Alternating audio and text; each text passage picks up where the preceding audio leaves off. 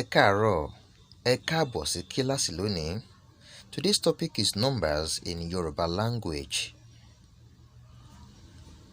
1. Ọ̀kan. 2. Méjì. 3. Mẹ́ta. 4. Mẹ́rin. 5. Márùn-ún. 6. Mẹ́fà.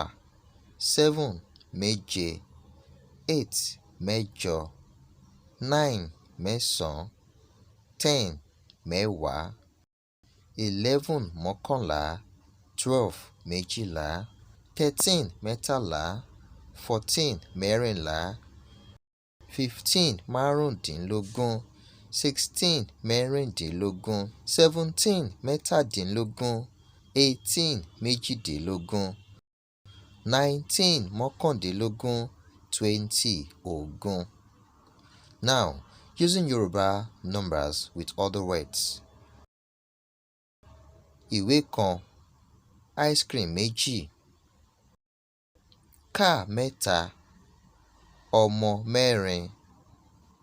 Bàtà márùn-ún. Fóònù mẹ́fà. Coke méje. Ènìyàn mẹ́jọ. Ben ra pen mẹ́sàn-án. Lawson gbé bag mẹ́wàá. This is the end of the class. A ti ṣetán. Ó dàbọ̀.